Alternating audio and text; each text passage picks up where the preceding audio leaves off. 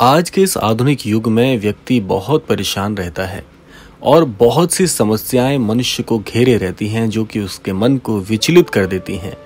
लेकिन क्या हो यदि आप श्री महाराज जी की भक्ति करते हैं, महाराज जी के सानिध्य से जुड़े हुए हैं और आपके जीवन पर धन से संबंधित कोई संकट आ जाए, कैसे उससे निजात पाई जा सकती है।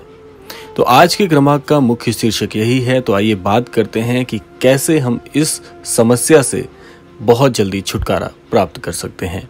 देखिए, महाराज जी से जुड़े हुए हर एक अनन्य भक्त को एक बात मैं कहना चाहूँगा कि जीवन में जो भी परेशानी आ रही है, उस परेशानी से महाराज जी आपको पूर्णतः बाहर निकालने में सक्षम हैं, क्योंकि महाराज जी अंतर्यामी हैं। महाराज जी आपके हृदय की एक एक बात जानते हैं कि कब कौन से मनुष्य को किस सीमा में कितने प्रतिशत में प्रदान करना है।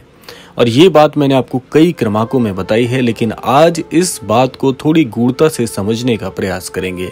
देखिए, आज इस आधुनिक युग में जहाँ पर हम वास करते हैं, लोग विभिन्न कार्य क्षेत्रों से जुड़े हुए हैं और विभिन्न कार्य क्षेत्र होने के चलते हर व्यक्ति के जीवन की धन की जो अलग अलग स्थिति परिस्थिति है वो एक दूसरे से बहुत भिन्न है। लेकिन ऐसा सभी के जीवन में होता है कि कभी न कभी किसी न किसी प्रकार से आर्थिक स्थिति में उतार चढ़ाव चलते रहते हैं। लेकिन यदि हम महाराज जी से जुड़े हुए हैं तो क्या हम महाराज जी से धन से संबंधित जो परेशानी है उसके विषय में बात करें या नहीं करें, और महाराज जी भला इसमें हमारी कैसे सहायता करते हैं, तो आज इसी क्रम पर हम बात करेंगे। देखिए, जब जीवन में थोड़ा सा कठिन समय आता है, निश्चित तौर पर आर्थिक परेशानियों से जब हम जूझ रहे होते हैं, तब भी हमें ये बात बिल्कुल नहीं भूलनी चाहिए कि हम महाराज जी के सानिध्य से जुड़े हुए हैं, क्योंकि जितना ज़्यादा गहराई से आप इस बात को अपने मस्तिष्क में घर करेंगे, उतनी जल्दी आप हर प्रकार की परेशानी से बाहर निकलने में सक्षम हो पाएंगे। देखिए, धन से संबंधित जब भी हमें परेशानी आती है तो निसंदेह हमें अपनी प्रार्थनाओं में कमी नहीं आने देनी है।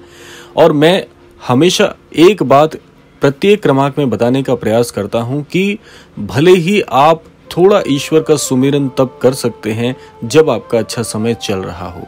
वैसे तो हर व्यक्ति को हर स्थिति परिस्थिति में ईश्वर का ध्यान करते रहना चाहिए, लेकिन अवश्य मैं ये कहना चाहूँगा अपने व्यक्तिगत अनुभव से, जब जीवन में थोड़ा कठिन समय आ जाए तो अपनी प्रार्थनाओं की संख्या बढ़ा दीजिए। प्रार्थनाओं को बढ़ाने से आपको क्या लाभ मिलेगा, सबसे पहले ये बात जान लेते हैं। महाराज जी के सानिध्य में जुड़े हुए हर एक अनन्य भक्त को ये बात मैं जरूर कहना चाहूँगा कि जब बहुत ज़्यादा कठिन समय चल रहा हो, निसंदेह अपनी प्रार्थनाओं में वृद्धि कर दीजिए। मान लीजिए आप प्रतिदिन 1 या 2 बार प्रार्थनाएं करते हैं महाराज जी से, तो अपनी प्रार्थनाओं की संख्या को बढ़ाएं। बात यह चल रही थी कि प्रार्थनाओं की संख्या बढ़ाने से लाभ क्या मिलेगा। देखिए, आपके विश्वास में वृद्धि होगी और जितना ज्यादा विश्वास आपका प्रगाढ़ होगा, उतनी जल्दी आपके जीवन में परिवर्तन आना सक्षम हो जाएंगे। अब ये परिवर्तन आएंगे कैसे, क्या महाराज जी हमारी ये प्रार्थना सुनेंगे?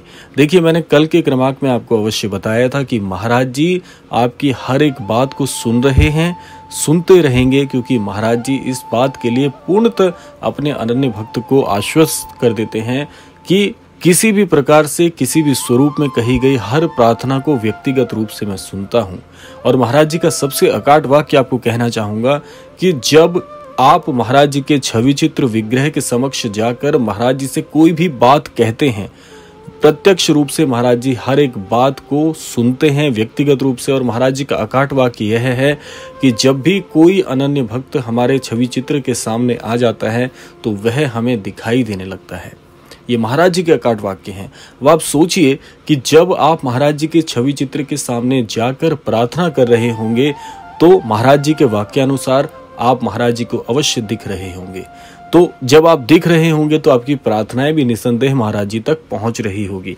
इसीलिए मैं आपको ये बात बताना चाहता हूं कि हर प्रार्थना महाराज जी सुनते हैं।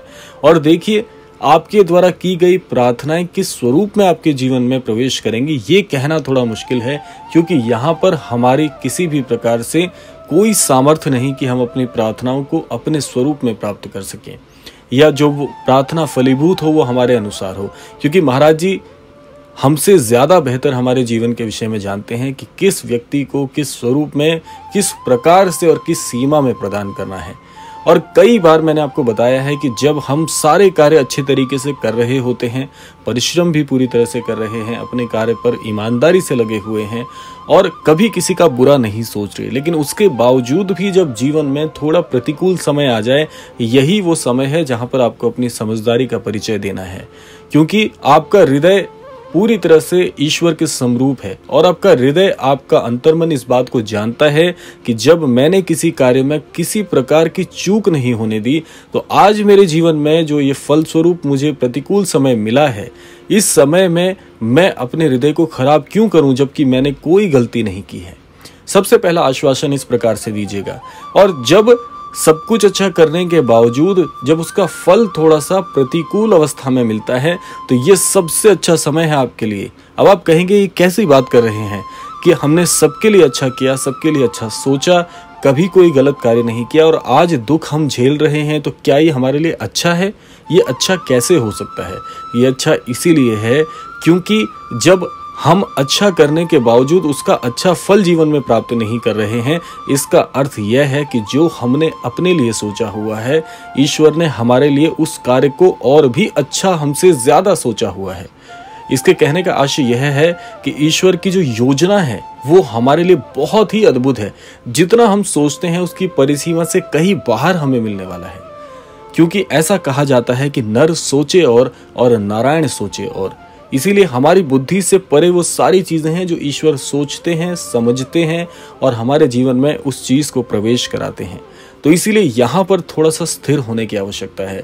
देखिए, समय कभी किसी का नहीं हुआ, समय हमेशा परिवर्तित होते रहता है। इस बात को याद रखिएगा। आज अच्छा समय है तो यहाँ पर थोड़ा भी मान करने की आवश्यकता नहीं है। जब अच्छे समय पर हम मान करते हैं, जब उस चीज का हम किसी प्रकार से व्याख्यान करते हैं, तो हम ये भूल जाते हैं कि ये समय है कुछ परिसीमा के लिए हमारे जीवन में हमें प्रदान हुआ है, एक दिन यह भी बदल जाएगा। और ठीक यही बात जब जीवन में प्रतिकूल समय आता है तो हमें ये बात सोचनी होती है कि ये भी एक समय है, ये हमेशा ऐसे नहीं रहने वाला, ये अवश्य परिवर्तित हो जाएगा। तो इसीलिए थोड़ा धैर्य बनाने की आवश्यकता है। इसीलिए महाराज जी कहते हैं कि जब तुम अपनी सारी सोच, बुद्धि, विचार सब कुछ मुझे समर्पित कर देते हो, उस समय पूरी तरह से तुम्हारे जीवन पर मैं प्रभावी हो जाता हूं। और आप स्वयं सोचिए कि आप अपने जीवन के बारे में बहुत अच्छा कर सकते हैं, सोच सकते हैं, या आपके जीवन की चाबी आप महाराज जी को सौंप देना चाहते हैं। दोनों में से जो भी विकल्प आप चुनेंगे, आप अपनी सूझबूझ से, अपनी समझदारी से चुनिएगा। और मैं आप सभी को यही कहना चाहूँगा, आपके मन में भी इस बात का प्रत्युत्तर छिपा हुआ है कि यदि हम अपने जीवन की सारी चाबी, जीवन की कुंजी महाराज जी के हाथों में सौंप दें और अपने जीवन में सिर्फ और सिर्फ महाराज जी की शिक्षा अनुसार चलें, महाराज जी की जितनी भी शिक्षाएं जन कल्याण के लिए दी गई हैं उनके अनुरूप चलें, तो आप सोचिएगा कि जब जीवन की चाबी महाराज जी के हाथ में सौंप दी है तो वो जो भी करेंगे बहुत भली करेंगे। तो इसीलिए आपको यहाँ पर बिल्कुल विचलित होने की आवश्यकता नहीं है। महाराज जी पे सब कुछ छोड़ दीजिए। देखिए, चाहे वो धन की व्यवस्था हो, आपके जीवन के किसी स्वप्न की व्यवस्था हो, सब कुछ उन्हें समर्पित कर दीजिए। आप देखिएगा, आपसे कहीं ज्यादा बेहतर महाराज जी आपके जीवन में करेंगे। ऐसा मेरा व्यक्तिगत अनुभव है। कई सारी चीजें ऐसी होती है जो मनुष्य के हाथ में नहीं है, तो ऐसे कार्यों को ईश्वर के द्वारा ही, ईश्वर के ऊपर ही छोड़ देना बेहतर है। तो ये था आज का अद्भुत क्रमांक। आशा करते हैं ये क्रमांक आप सभी के लिए बहुत फलदायी हो। इसी कामना के साथ विदा लेने का समय भी आ गया है और विदा लेने से पूर्व समय है रोजाना की प्रार्थना का। यही प्रार्थना करना चाहूंगा कि श्री महाराज जी सभी को सन्मति और सद्बुद्धि की प्राप्ति कराएं और इस संपूर्ण सृष्टि का, इस संपूर्ण लोक का कल्याण हो। इसी कामना के साथ विदा लेते हैं। मिलते हैं अगले क्रमांक में। तब तक के लिए जय श्री राम, जय गुरुदेव, जय उत्तराखंड।